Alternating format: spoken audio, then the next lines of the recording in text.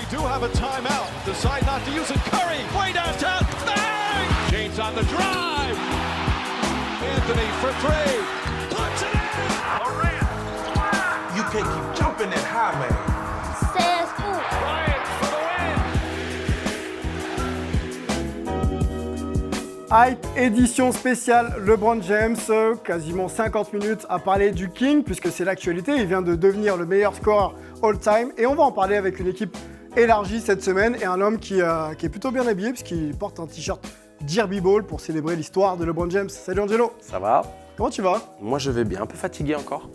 J'ai du mal à récupérer de mon voyage en Afrique, mais sinon voilà, ça va. Ok, je pensais que tu avais du mal à récupérer du record de LeBron James, ton joueur préféré, n'est-ce pas?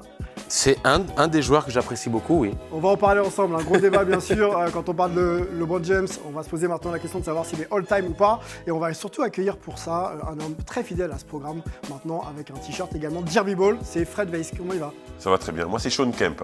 Sean Kemp aujourd'hui? Ouais. Ok, bah t'as bon goût. J'ai bon C'était goût, pas oui, mal, hein. il paraît, ouais. C'était pas mal. Melvin nous attend du côté de San Francisco. On va également parler avec toi de LeBron James. On va revenir d'ailleurs sur les dates clés de son évolution parce que ça fait 20 ans qu'on le voit, le King. Donc on va revenir un petit peu en arrière, les faits d'armes ensemble avec toi dans quelques minutes. Et on va accueillir un invité qui n'est plus à présenter, un ancien basketteur parce qu'il a joué au basket. Il est reconverti dans les médias et également dans le poker. C'est Moundir. Comment il va?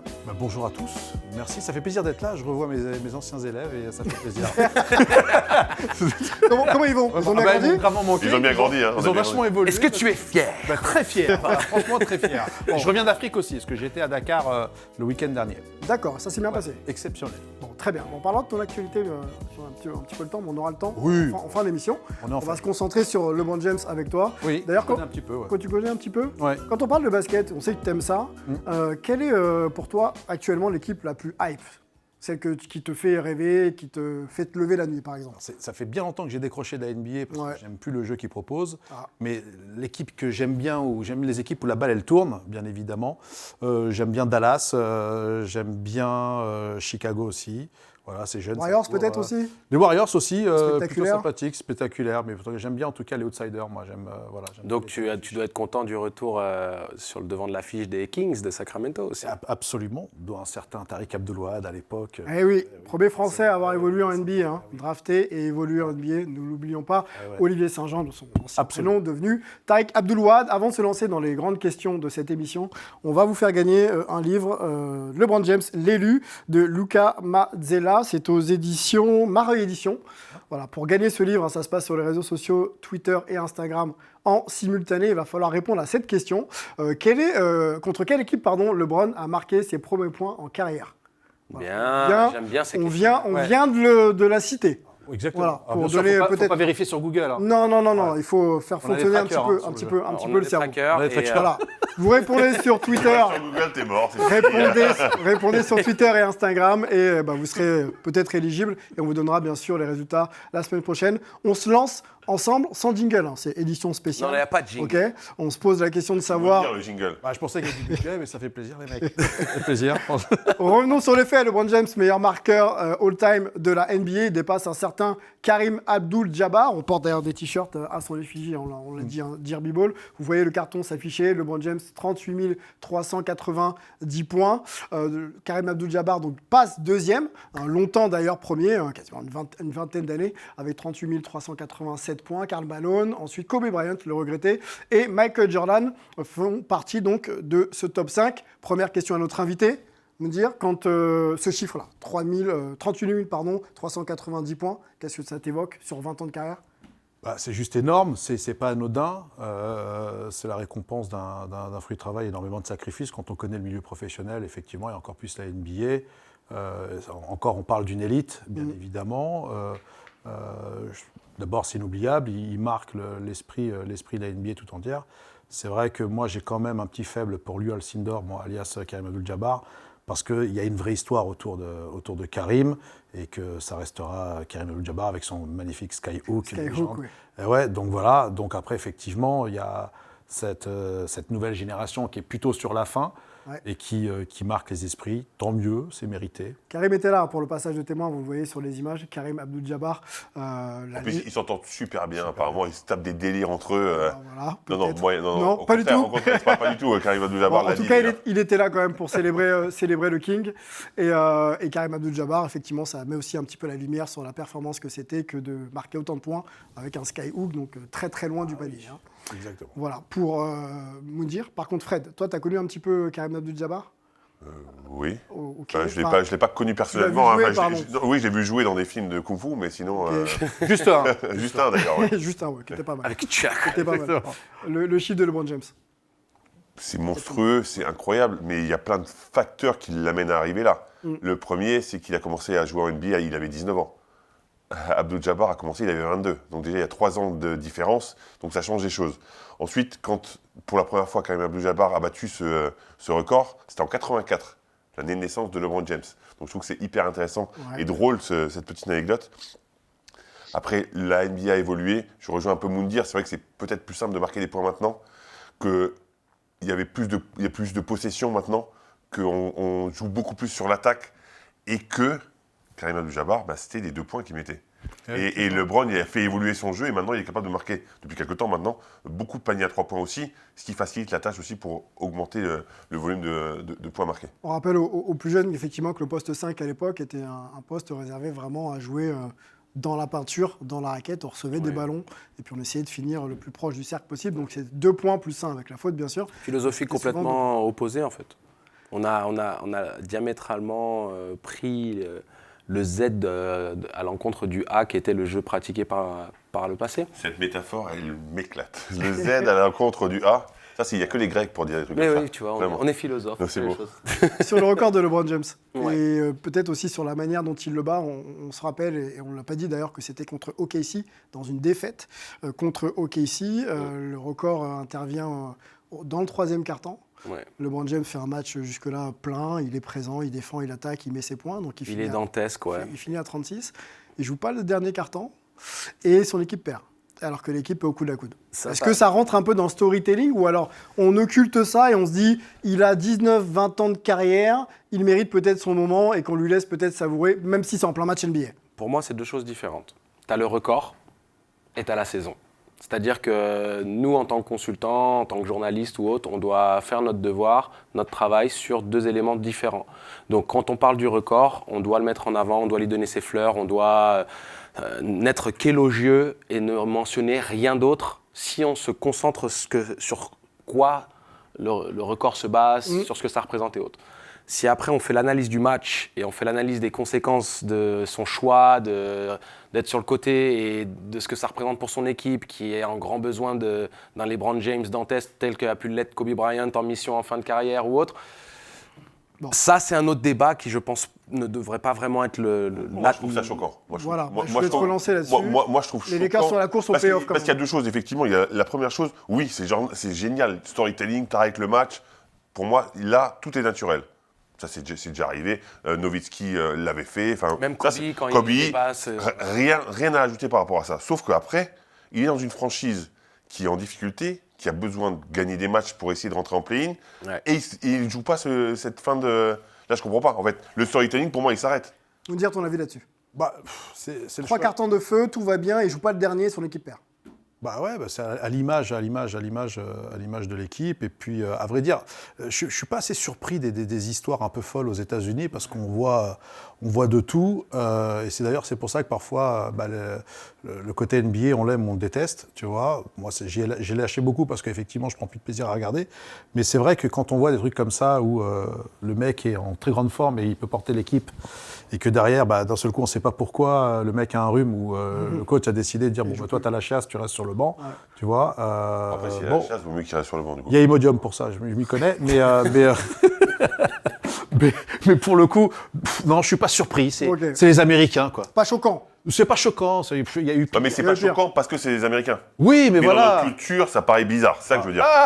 Tu sais très bien ce que je pense de ça, Sylvain. Si tu as envie de... Non, mais t'as le droit. Non, mais on est là pour se dire la vérité.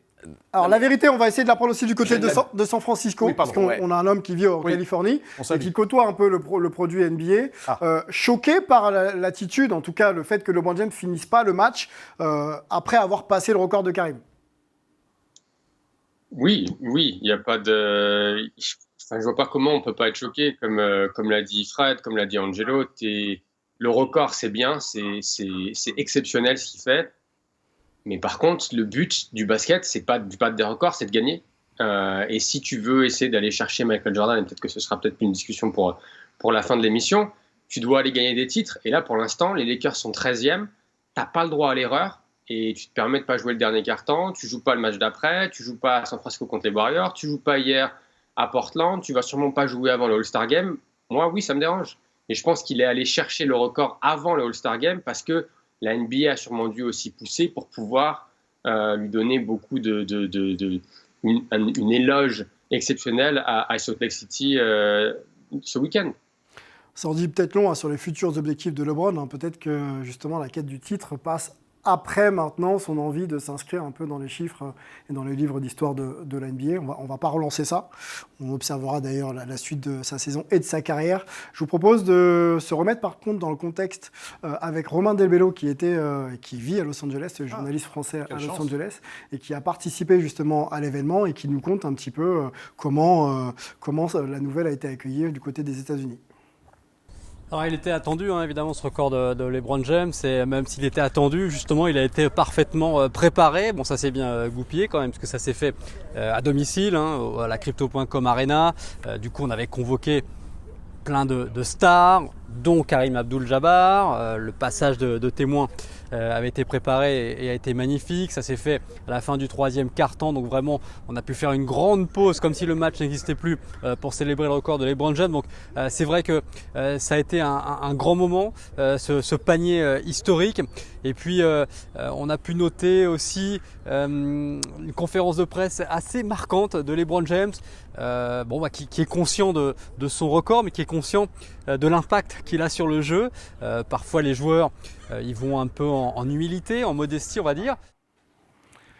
C'était Romain Delbello du côté de Los Angeles, qu'on retrouvera d'ailleurs un petit peu plus tard dans l'émission. Ça fait rire Moundir. Non, il a été coupé comme le match qui a été arrêté. C'est un peu ça. C'est un peu ça. Il a été son taf. Mais on va le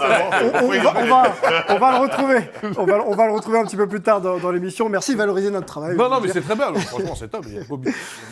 Une petite question justement sur. Juste pour revenir par rapport à ce qu'on disait par rapport à LeBron, quand on dit il n'a pu jouer, c'est pas dans le sens où il n'était pas sur le terrain, dans le sens où il n'a plus été impactant. Enfin, il n'était plus le LeBron James dont Los Angeles avait besoin. Deux salles, deux ambiances. Voilà, donc il est là, mais sans être aussi impactant et performant que ce qu'on a pu voir début du match. Il n'y a plus d'âme chez les Lakers actuellement, il n'y a plus d'âme. C'est un peu compliqué. Et ils ont déjà décroché. Un peu compliqué, on en parlera d'ailleurs en fin d'émission si on a un peu le temps, parce qu'ils ont aussi réajusté leur roster pour tenter d'aller chercher une finale NBA. On va... avec Melvin, revenir peut-être sur les dates clés et les faits marquants de la carrière de LeBron James. Quand on parle de LeBron James, c'est 19 ans de carrière, mais il y a eu une enfance avant ça, et puis une période aussi très hype du côté de sa période high school, Saint-Vincent-Sainte-Marie. On peut peut-être commencer avec ça, Melvin, et puis on t'écoute sur la première partie de carrière de LeBron, donc draft et après. Alors la première date, c'est le 26 juin 2003. C'est la draft de LeBron à 18 ans. Il est drafté numéro 1 par Cleveland dans une des plus belles drafts de l'histoire. C'est la draft de Dwayne Wade, c'est la draft de Carmelo Anthony, c'est la draft de Chris Bosh. Et c'est vraiment l'avènement tant attendu de celui qu'on appelle le Chosen One. Mais avant d'être le Chosen One, LeBron a eu une jeunesse assez difficile avec une mère célibataire. Ils ont déménagé beaucoup. Et c'est vraiment à travers le sport, notamment évidemment le basket, mais aussi le football, qui se forge une identité et une éthique de travail. Et c'est là que sa renommée, j'ai envie de dire grandissante, commence. Il choisit le lycée St. Vincent St. Mary's à Cleveland, à Akron, pardon. Et lors de ces 2 dernières saisons, il est tellement populaire que de nombreux matchs de son lycée sont joués dans des salles universitaires parce que tout le monde veut voir LeBron, y compris les stars NBA. Et il gagnera 3 titres avec son lycée et il est 2 fois élu meilleur lycéen du pays. La prochaine date, c'est le 20 avril 2004. Donc, c'est après sa première saison NBA. Il est élu rookie de l'année avec une saison où il tourne quasiment à 21 points, 6 rebonds et 6 passes de moyenne. À l'époque, c'est le 3e rookie de l'histoire avec de telles moyennes statistiques. Et c'est vraiment le début d'un thème où, malgré toutes les attentes qu'on pose sur LeBron James, on voit qu'il répond quasiment tout le temps présent.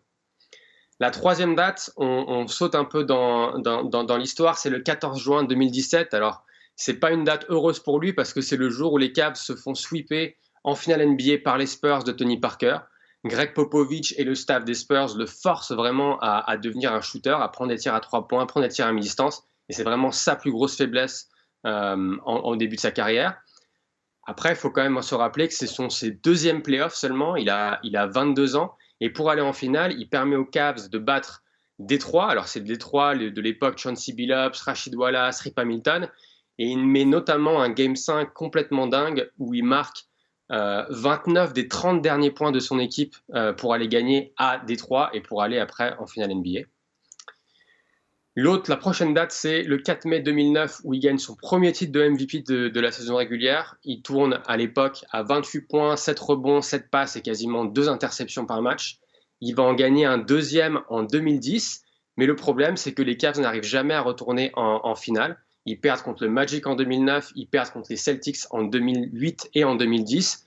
Et en 2010, on a un LeBron qui choke lors du Game 5 et qui perd 9 ballons lors du Game 6. Et on ne le sait pas encore, mais ce sera son dernier match de son premier acte, j'ai envie de dire, chez les Cleveland Cavaliers.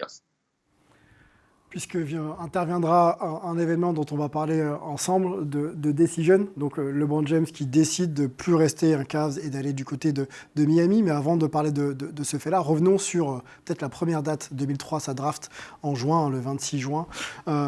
Remettons-nous un peu dans le contexte, on est tous un peu des anciens ici.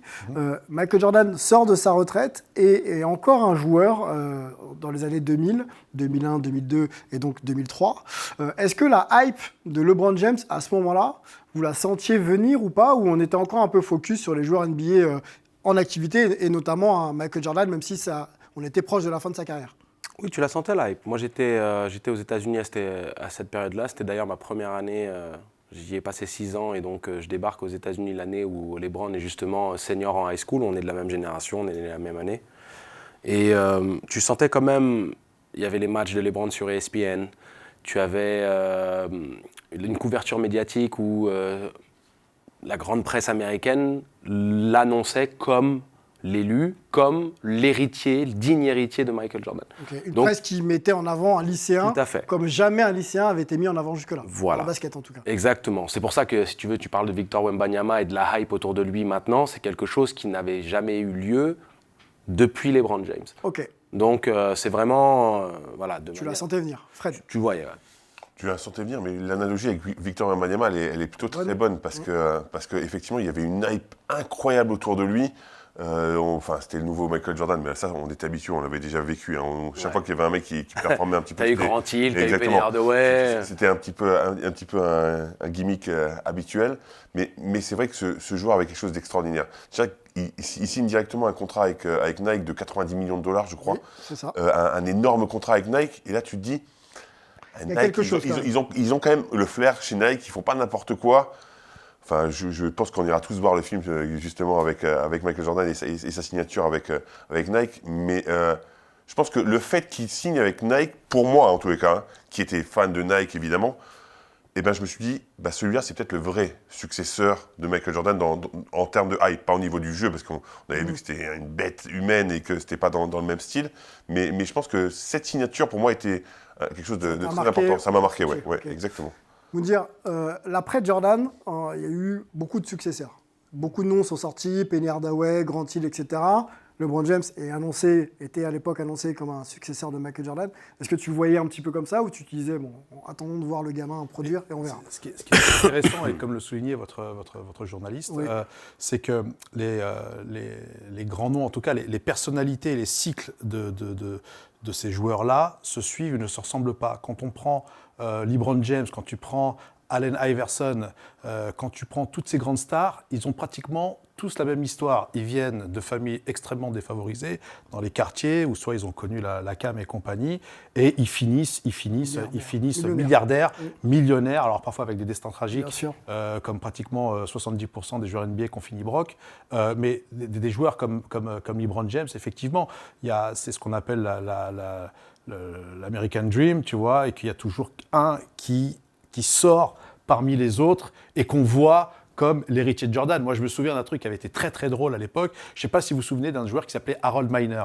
Vous Oui, savez, très gros dunker. très gros, mais avant qu'il soit dunker, il sévissait beaucoup à l'université. Il portait le numéro 23. On disait qu'il avait à peu près le même style que Jordan, à part qu'il était gaucher. Et bizarrement, quand il est arrivé en NBA, hormis le concours de dunk, ça a été un échec total. Comme beaucoup de désignés successeurs de Michael Jordan, malheureusement peut-être. Mais cet peut-être héritage, pour- il est lourd à porter aussi. Il est lourd. C'est là que tu te là où rends Jordan- compte que des LeBron- mecs comme lui, comme LeBron, et je vais reparler de Victor.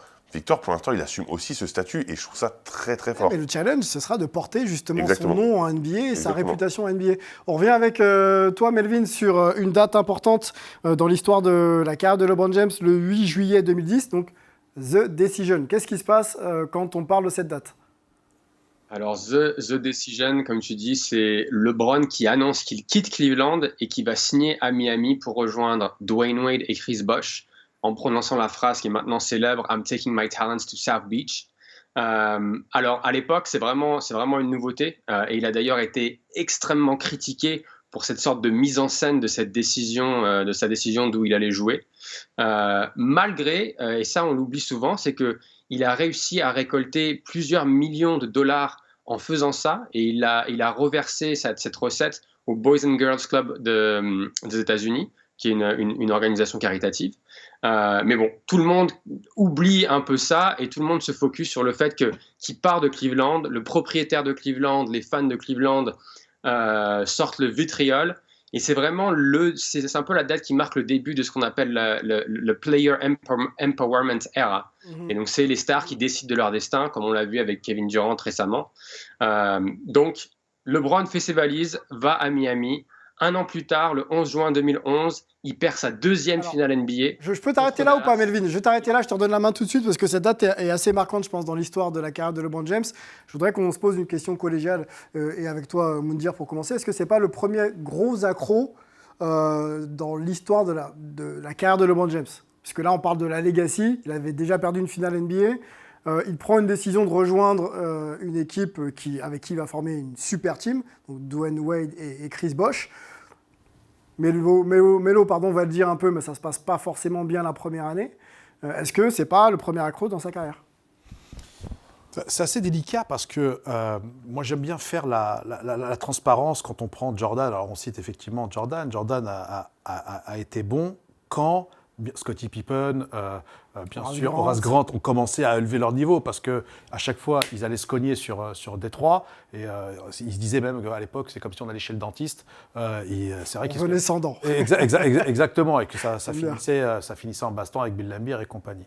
Bien évidemment que James avait des bons joueurs à Cleveland, mais pas aussi forts pour aller chercher le titre suprême. Effectivement, lorsqu'il va à Miami, il y a du calibré. Et le remarque de l'époque, je te coupe, Moundir, c'est Jordan, parce qu'on faisait déjà un peu la comparaison, est resté un Bulls jusqu'à temps qu'il gagne et qu'il passe Détroit. Ils voulaient le titre, mais ils ont recruté, il y a eu Rodman, et puis on sentait qu'il y avait une dimension suprême. Les mecs, quand ils débarquaient, il y avait une aura, un peu comme Tyson, quand il regardait le gars perdait déjà 60% de son influx, tu vois. Okay. Jordan, les Bulls ont été, c'était pour moi les suprêmes, quoi, comme à l'époque avec les Lakers, à l'époque de Johnson. Honnêtement, lorsqu'il arrive à Miami, effectivement, il y a déjà des gens qui sont bien installés. Il y a Wade, il y a Bosh. Ses amis, draftés la même année, faut se rappeler. Et je crois qu'il y a même Jason Williams, à un moment, qui est avec eux, je crois. Je crois, si, il y a Gary Payton. Gary Payton, ouais. Qui était à l'époque avant, et derrière, tu as Jason Williams qui, lui, veut faire la même chose que Gary Payton, venir prendre sa bague. Alors, sur ce choix, rapidement, au-delà même de la forme, le fait qu'on soit toujours habitué à ce qu'un Jordan passe Détroit et reste justement un Bulls de Chicago pour justement avancer dans sa carrière. Et là où LeBron, lui, se dit, bon, là, il y a une difficulté avec Boston qui était très fort à l'époque. Et je rejoins mes potes pour essayer de... C'est le gros échec. Pour moi, pour toi ? C'est le gros échec. Okay. Parce que autant le parcours initial avec Cleveland, où il emmène Cleveland contre toute attente avec une équipe quand même sur papier faible, il faut dire les choses telles qu'elles le sont, il les emmène en finale face à l'Academy Spurs, qu'il les sweep, il n'y a rien d'infamant. C'est la naissance, on va dire, du projet Cleveland qui arrive à l'aboutissement, et on en parlera plus tard, une décennie plus tard, très bien. Le problème, c'est que quand tu arrives avec les 3 amigos, là, que c'est toi qui, entre guillemets, fait le GM de luxe, tu vas rejoindre les copains qui sont tous les 3 top 10 NBA à ce moment-là. Lui, Dwayne Wade et Bosh sont tous les 3 top 10 NBA. Et que tu perds, pour avancer un peu, que tu perds ta première finale NBA. Mais surtout que tu es le grand favori de la série. C'est-à-dire que personne n'était là à dire que Dallas allait se présenter comme grand favori de la série. Tu mènes la série 2-0 et LeBron disparaît complètement. Il tourne à 16 points de moyenne et ça fait vraiment très tâche. Et d'ailleurs, il y a même une histoire, et pardon, je relève ce que tu dis, c'est-à-dire que même avec les bookmakers, il y a eu le FBI s'est mêlé justement sur les paris sportifs parce qu'ils ont pensé que la finale était pipée, que c'était pas normal qu'un mec comme LeBron tournait à 16 points alors qu'il domine toute la saison et qu'il est méconnaissable en finale. On peut donner ses stats. Il y a quasiment 18 points de moyenne, 7 rebonds et 6 assists. Il tourne à 32% à 3 points, 60% au lancer franc. Et effectivement, ils perdent cette finale en 6 matchs contre un Nowitzki alors qu'il mène 2-0, Sylvain. Il mène 2-0. C'est-à-dire qu'à un moment donné, tu dis, OK, Dallas prend un match à l'extérieur pour commencer. Puis 2-0 et tu as la meilleure équipe sur le papier. Alors oui, Dirk Nowitzki, fantastique. Et derrière, tu sais, l'appétit vient en mangeant. Tu donnes un peu d'espoir aux gens et ils remuent des montagnes. Bien sûr. Donc Dallas a vu la brèche et ils sont engouffrés dedans. C'est là qu'on a vu les premiers signes de fébrilité mentale. De LeBron. On avance avec Melvin. Je t'aide sur 2 dates, Melvin, pour avancer dans cette discussion. 21 juin 2012, premier titre donc, de champion NBA pour LeBron James avec Miami. Donc ça se passe plutôt bien. Ils sont opposés alors je sais plus, il faut m'aider. Je crois que quand ils gagnent le premier, c'est d'ailleurs, j'ai envie de dire contre OKC et Kevin Durant. Ouais. Autant pour moi, désolé. Donc effectivement face à Kevin Durant. Et ensuite une deuxième date clé, c'est en juin 2014 où il retourne du côté de Cleveland. C'est bien ça. C'est ça. Alors juin 2012, comme tu le dis, il gagne non seulement son premier titre NBA, il est aussi élu MVP de la saison cette année-là, il est MVP des finales. Ils font le doublé la saison d'après contre les Spurs, la fameuse finale où les Spurs mènent 3-2 et perdent sur le shoot de Ray Allen au match 6, et LeBron fait un match 7 décisif, donc il gagne à nouveau MVP des finales, le titre. Et derrière, par contre, ils perdent en 2014 contre les mêmes Spurs 4-1, où là, ils se font absolument dominer. Et là, LeBron, il y avait déjà des petits bruits qui couraient, mais il décide de retourner à Cleveland. Donc, c'est vraiment un coup de tonnerre en NBA. C'est le retour de l'enfant prodigue. Et il retourne à Cleveland pas tout seul. Il va retrouver un jeune Kyrie Irving à l'époque. Et il y a un trade de Andrew Wiggins, qui était le numéro 1 de la draft cette année-là, pour aller chercher Kevin Love du côté des Cavs. Et avec les Cavs, ils vont atteindre 4 finales de suite, dont la finale de 2016, dont on va parler, j'imagine, dans quelques minutes. On y va tout de suite. On parlait de remontada. On va en reparler aussi avec les Cavs dans cette finale qui opposait donc les Cavs aux Warriors de San Francisco. On se remet dans le contexte. 1-3. On va partir de là. Donc 3 pour les Warriors et 1 pour les Cavs. Et ça remonte. 2-3-3 et Game 7 donc du côté des Warriors, et victoire des Warriors qui font cette année-là une saison historique, 73-9 en saison régulière avec un Steph Curry MVP à l'unanimité. Qu'est-ce que ça suggère un petit peu quand on parle de titre et acquis de cette manière-là, Fred, pour la legacy un petit peu de LeBron James? Est-ce que c'est pas le plus grand titre de sa carrière finalement? Oui, c'est le plus grand titre, mais c'est aussi le titre de la rédemption un petit peu. Okay. Parce que quand il est revenu aux Cavs, il nous a pas fait le coup de The Decision. Il nous a fait un truc beaucoup plus soft, beaucoup plus posé, beaucoup plus mature, parce qu'il avait gagné lui aussi en maturité. Et aller faire gagner son équipe de Cleveland, qui n'avait jamais gagné de titre, dans tous les sports, je crois d'ailleurs. Ça efface un peu The Decision, ça efface un peu les échecs en finale. C'est sa volonté, et je pense que quand tu gagnes un titre avec une franchise qui n'a jamais gagné, et dans une ville qui, alors je parle sous le contrôle de notre Américain, n'avait jamais gagné de titre, donc quel que soit le sport majeur, forcément ça efface, oui, évidemment. Complètement. Oui, premier titre de l'histoire effectivement de l'Ohio. Non mais complètement. Niveau NFL, basket, voilà, c'est ça. Donc quelque chose d'incroyable, quelque chose qui a une vraie importance. Parce que là, il est revenu chez lui. Alors, il y a Kyrie Irving et il y a Kevin Love, mais c'est pas un trio si magique que ce qu'il avait pu. C'était pas les Tres Amigos. Même si c'était des très bons joueurs, c'était pas les Tres Amigos. Il avait un vrai rôle, il est revenu, il a gagné, il l'a fait de façon plus soft, ce transfert. pour moi, il a regagné ses galons de superstar et de mentor aussi. On n'a pas la décla, mais on se souvient qu'à l'issue de cette finale gagnée avec un scénario ultra hype, LeBron avait déclaré qu'il était à la même table que Michael Jordan, quasiment le GOAT. Est-ce que... Je crois que c'est une obsession pour lui, parce qu'à chaque fois, il le dit quand même aussi. Non, il le dit clairement. Il dit pour lui, c'est ce titre-là qui lui donne le statut de meilleur de tous les temps. C'est ce que lui a dit, oui. Ok.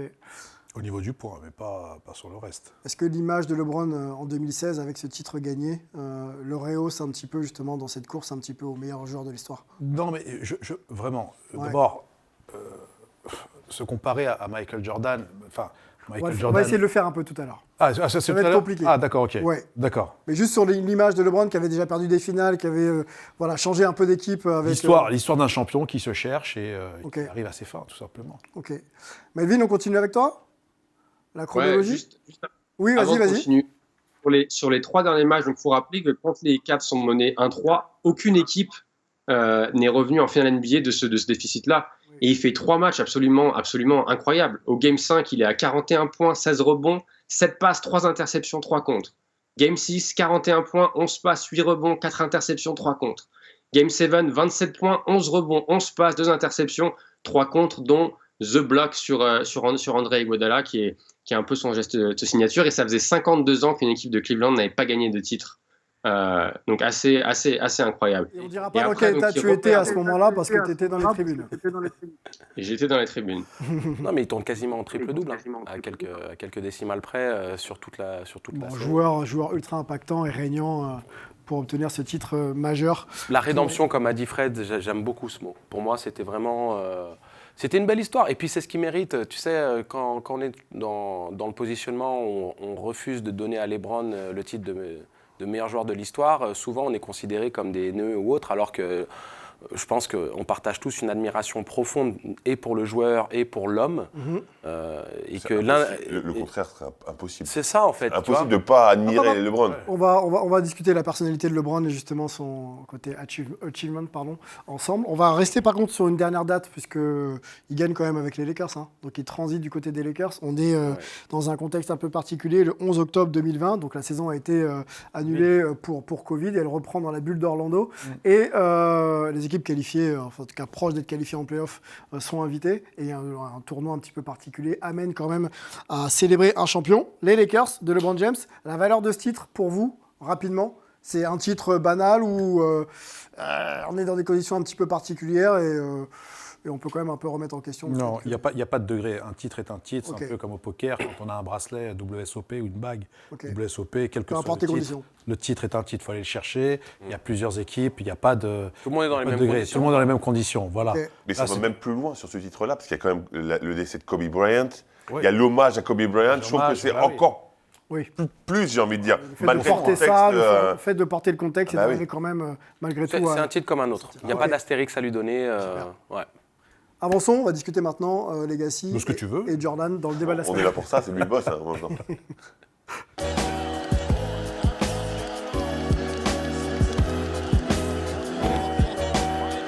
On va essayer de se poser cette question un petit peu fatale de la legacy de LeBron James dans l'histoire de la NBA. Beaucoup de joueurs ont marqué les esprits.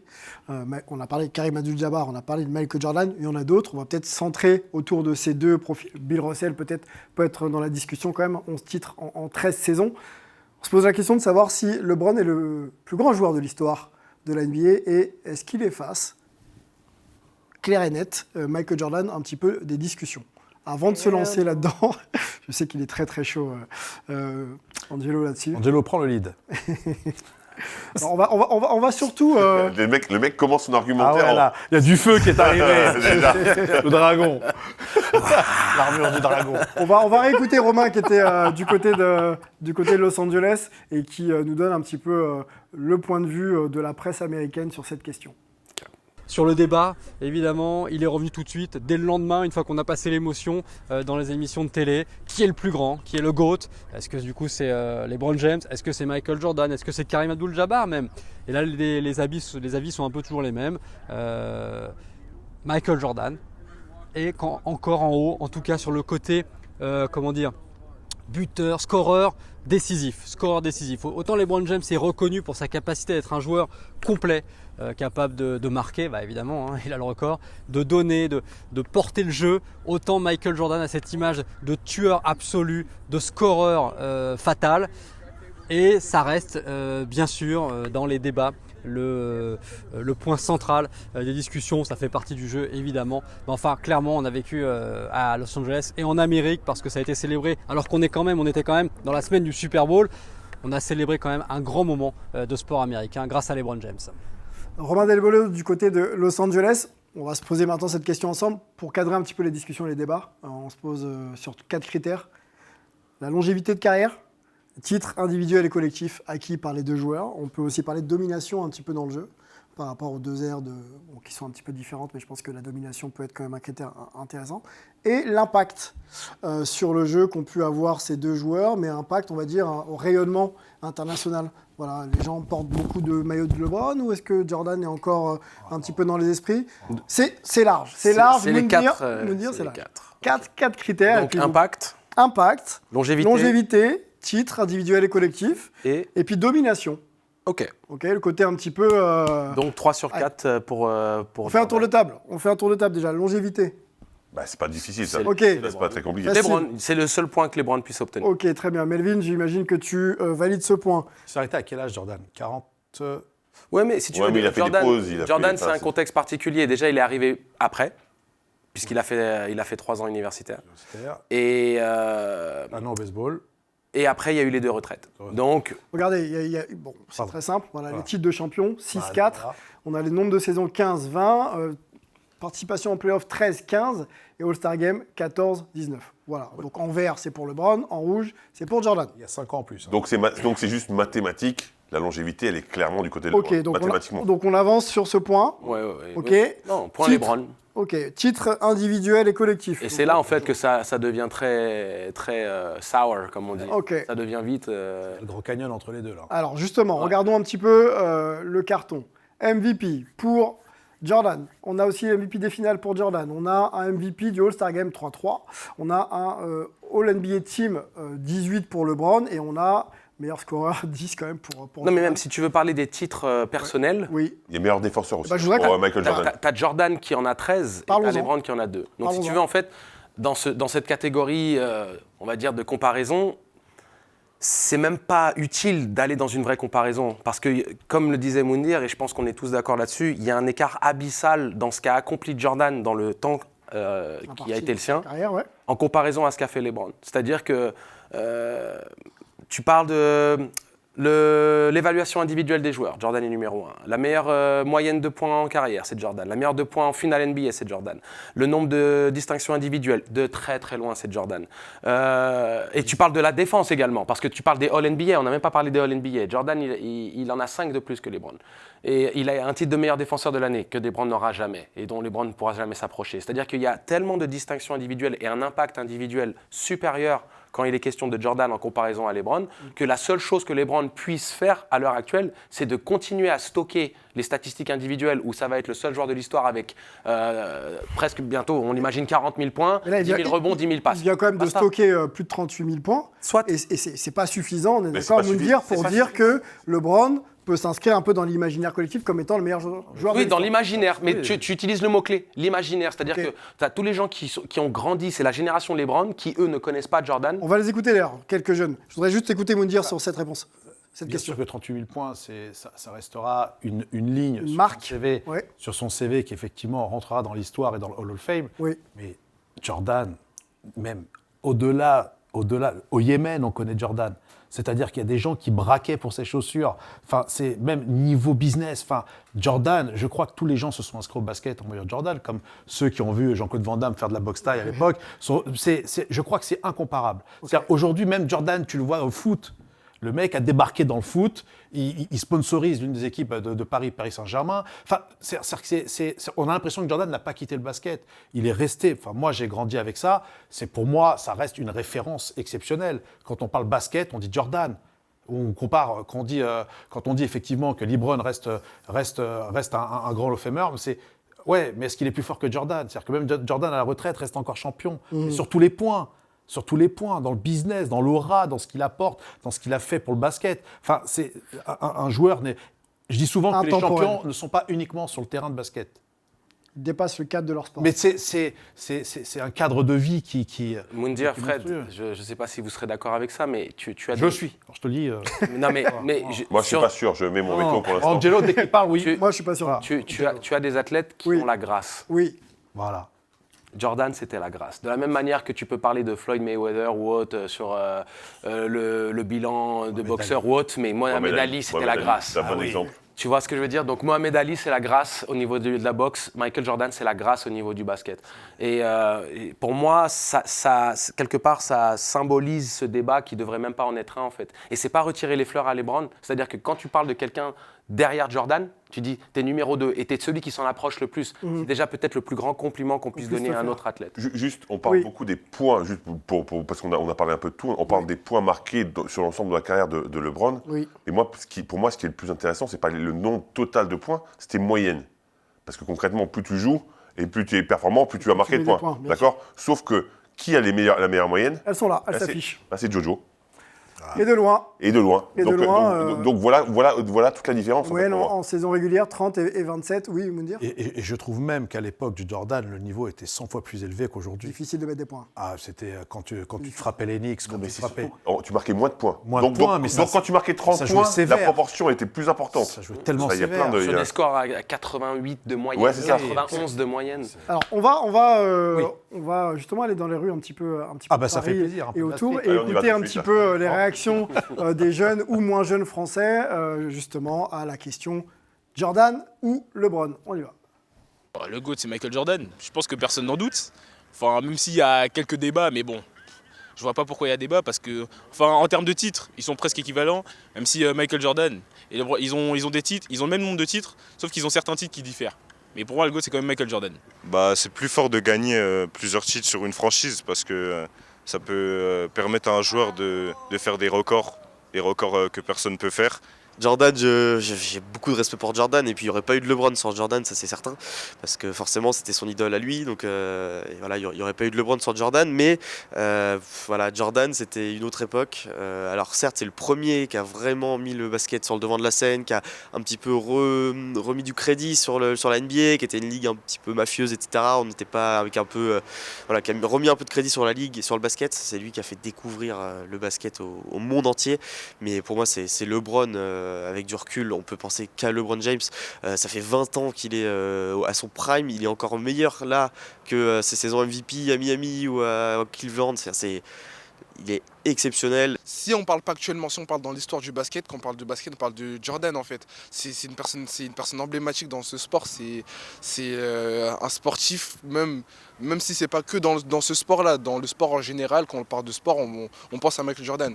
Dans le basket, tout ce qu'il a pu accomplir, et même quand on compare les trophées, tous les stats, les résultats qu'il a pu faire, comparé à ceux de LeBron James, bah, Michael Jordan est au-dessus.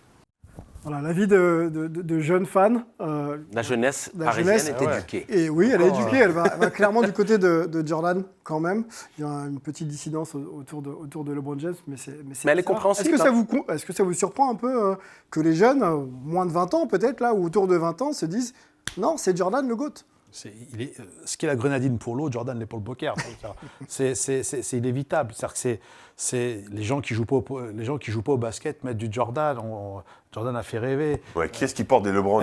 J'ai un souvenir. Alors, le côté marketing de Jordan aide aussi à ce qu'il existe aujourd'hui. Et puis, la série The Last Dance a permis aussi à des jeunes de redécouvrir ça relance le truc. Et alors, juste épopée. pour la blague, moi j'ai plusieurs de mes amis qui Ouais. ne savaient pas que Jordan était un joueur de basket. Hein. Et tu vois, et pourtant, il le cite. Et pourtant, ils mettent des chaussures Jordan.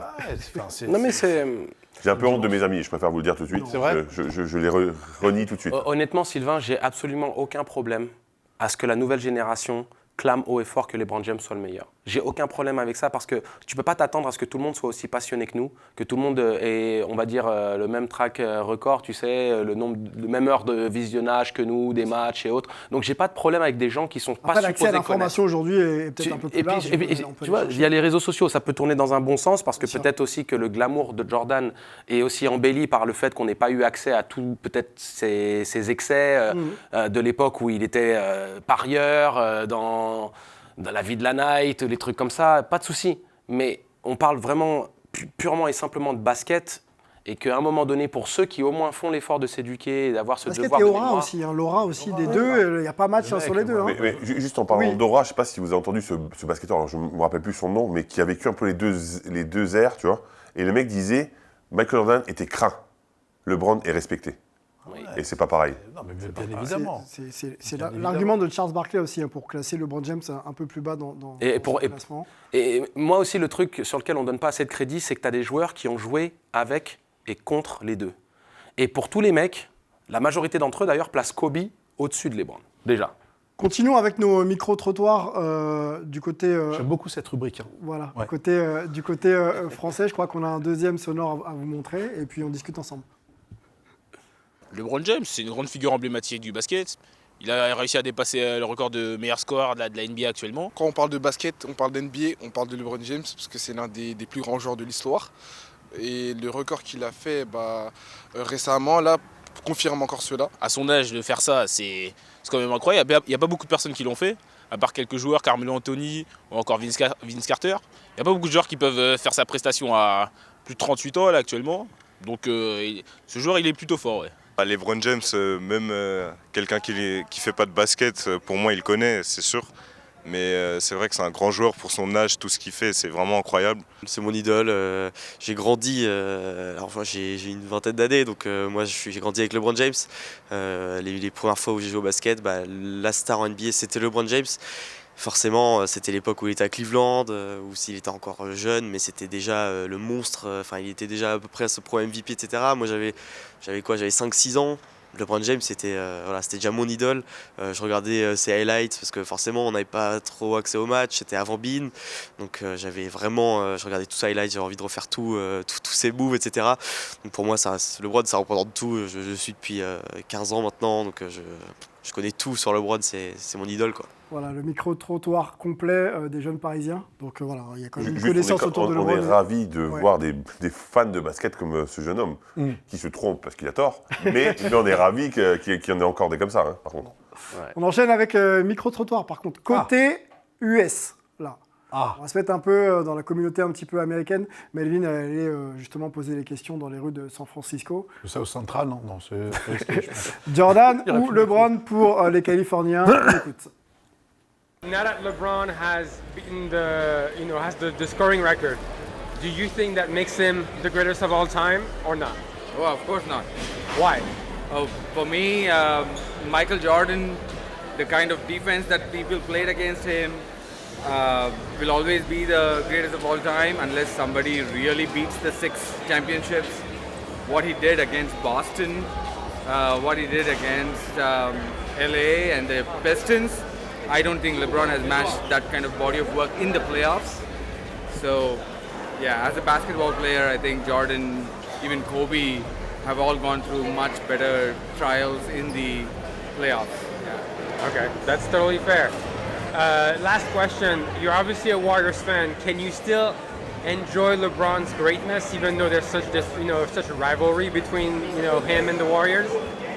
Yeah, because LeBron's, all the basketball fundamentals aside, he's athletically the most gifted ever. To play all 5 positions, it's always fun to watch him. It's pleasure that we're able to watch him live. You shouldn't take it for granted ever that he played in this era.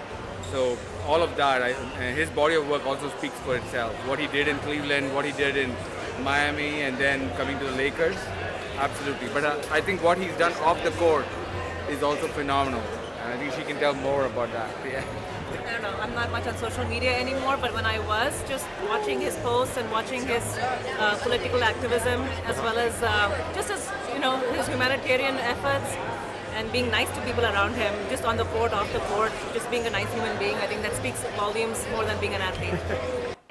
La vie des Californiens penche vraiment autour de Jordan. Je ne sais même pas s'il fallait se poser vraiment cette question, puisque tout le monde a l'air assez d'accord. Non, mais t'as une bonne partie des Ricains qui sont aussi pro-LeBron. Hein. On va écouter. Ouais. Justement, on va du côté est des États-Unis, du côté d'Harlem. On a la chronique fraîche d'Emeric, notre chroniqueur qui va un petit peu dans les rues et qui pose des questions basket culture.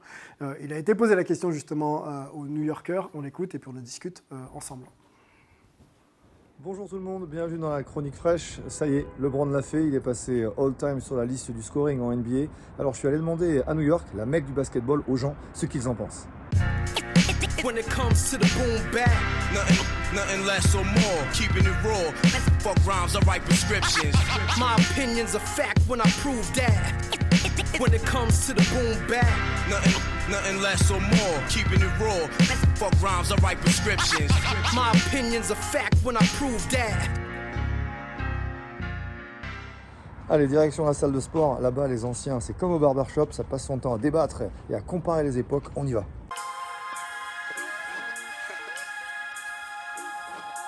Wow, LeBron did it. Wow, isn't that, oh man, amazing dude, man. I understand, but you got to give credit where credit's due. LeBron did it, but Mike is still the man. Mike is on.